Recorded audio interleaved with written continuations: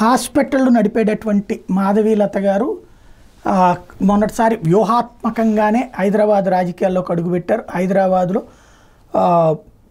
ఓవైసీకి గట్టి పోటీగా అంతర్జాతీయంగా పేరు వచ్చింది ఆవిడ.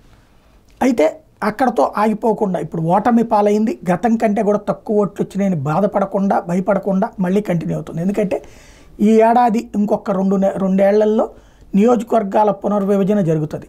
వచ్చే ఎన్నికలు నియోజకవర్గాల పునర్విభజన మీదనే జరుగుతుంది.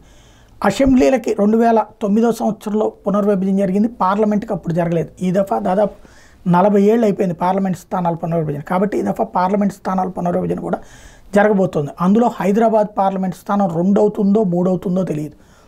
అక్కడ ఇప్పుడు భారతీయ జనతా పార్టీ కేంద్రంలో అధికారంలో ఉండడం, ఇక్కడ కూడా రేవంత్ ప్రభుత్వం అధికారంలో ఉన్నటువంటి నేపథ్యంలో ఇప్పుడు వాస్తవంగా ఓవైసీ వాళ్ళు రేవంత్ ర్యాప్ ఎందుకు మెయింటైన్ చేస్తున్నారంటే ఆనాడు రాజశేఖర రెడ్డి ద్వారా ఎలా ప్రయోజనం పొందారో అట్లాగా లోకల్ ప్రభుత్వం హెల్ప్తో అప్పట్లో అంతకుముందు 3-4 గెలిచేది కాస్త ఏకంగా 7 అసెంబ్లీ స్థానాలు ఒక పార్లమెంట్ ఖచ్చితంగా ఎందుకు గెలుస్తుందంటే ముస్లిం పోలరైజేషన్ చేసి సీట్లు ఇచ్చినటువంటి నేపథ్యంలో ఇప్పుడు అట్లాగా రేవంత్ రెడ్డి సహకరిస్తే హిందువులది వరకు సపరేట్గా ఉంటుంది.